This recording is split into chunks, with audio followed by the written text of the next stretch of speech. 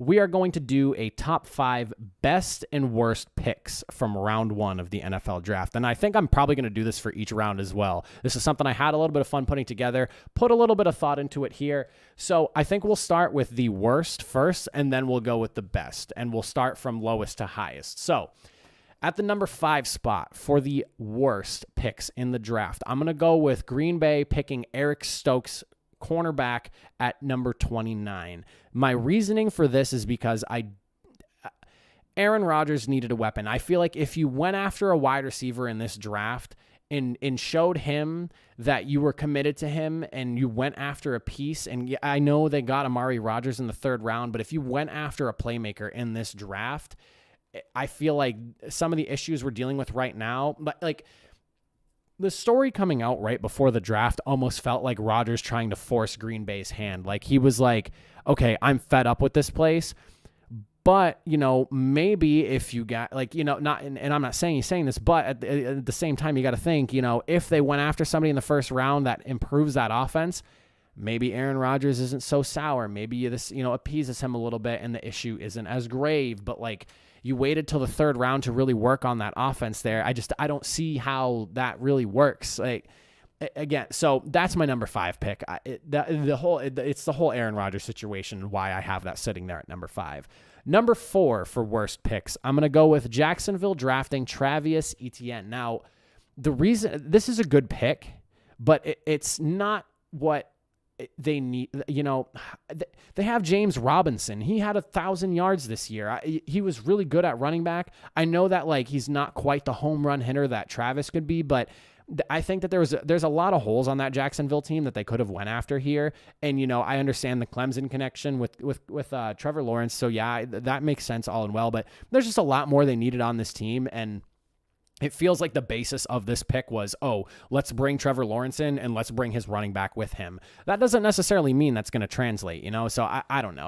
I understand the logic of where they're coming from, but there's just so many needs on that Jacksonville team they could have targeted. When you're picking in the 1st round, you're looking for somebody that's going to be your starter. Like James Robinson and Travis Etienne, they're going to be like, I would assume, some sort of split rotation, unless they're just going to plug Travis in and let him be the number 1 guy and just forget everything Robinson did this past season. I mean, as a Colt fan, I watched what he did to us, so I kept tabs on him as well. He was very impressive. So it kind of a head scratcher. Did not really make sense to me there. I didn't really love the pick. I understand the logic behind it though. New Orleans at number 28 for number 3 here. Peyton Turner, the DN that they drafted. A lot of people's consensus on this one was that he, could have been picked up later, maybe in the 2nd round. He wasn't as a high of a priority pick that he needed to be right here. They wanted to get an edge rusher, I'm assuming, because you never know how long Cameron Jordan's going to be playing left, or how much playing time he has left. So, I mean, I guess I can understand it. I think that there might have been some better options they could have gone for beyond Peyton Turner. There was a handful of some impressive guys going early in the 2nd round at the edge rushing, or like that position, or in that realm of position that they could have gone after.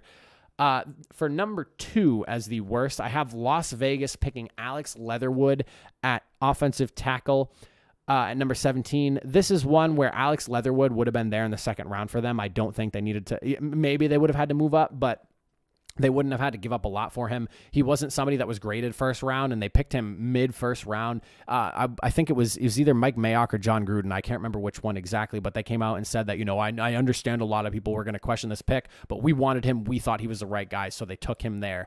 Well, to be fair, you guys had a lot of questionable 1st round picks a couple of years ago. So, and how's that working for you? And then my number 1 worst pick out of this top 5, is going to be Cincinnati at number 5 drafting Jamar Chase. Now, I understand why they went after him. The LSU connection. He's the best wide receiver in the draft.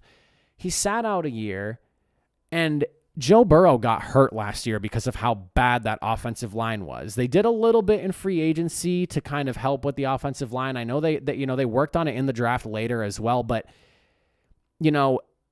you can have as many weapons as you want on a team. If you can't throw the football because your quarterback can't stay upright, it does not matter what weapons you have. We just watched a Super Bowl where one of the best offenses in the last years, literally got shut down because of poor offensive line play.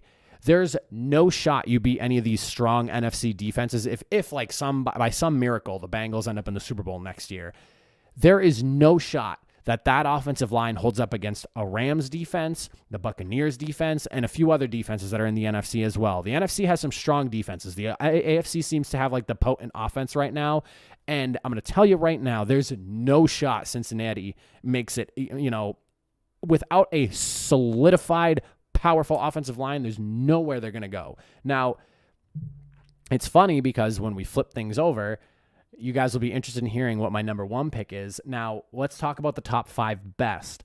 So at number 5, I have New England at 15, taking Mac Jones. I really like this. I think Mac Jones fits the system they have over there. I have a feeling all along that this was Bill Belichick's pick. He had 20 successful years with a quarterback of similar traits as him. He was the most accurate quarterback in college, which Bill Belichick, I'm sure, loves. And on top of that, the photographic memory thing, I don't know if that was really blown out of proportion or not, but if he's a guy who can get a playbook down and get it down quick, that's all up Bill Belichick's alley. This is like, it has the makings of a successful recipe, and I'm sure the product is going to be good down the road. I really feel like Mac Jones, he even said it himself, this is where he wanted to go all along. I think this was a really good fit for both of these people. Then from there at number 4, I have Atlanta picking at number 4, tight end Kyle Pitts. Now, up in the air what's going to be going on with Julio Jones. Some of the higher ups have been talking about how, they have been listening to offers on Julio Jones. I think this is a perfect swap where, if Julio Jones is not going to be on the team next year, in comes Kyle Pitts to kind of make up for that. They lost Austin Hooper previous offseason to the Browns. He's over there now. And so you kind of, didn't really have somebody at tight end. Hayden Hurst was there, but they just opted to not take his 5th-year option. And you have somebody like Kyle Pitts now. I think that, this is kind of something that he's going to be a generational talent. Everyone's kind of at the point where, Kyle Pitts is going to be a great football player, and he was about as sure of a pick as Penei Sewell, honestly. So, this is, I think, a really good spot for them because this gives them the leniency to move on from Julio Jones and it not hurt as much because you have Calvin Ridley, who's really coming into his own.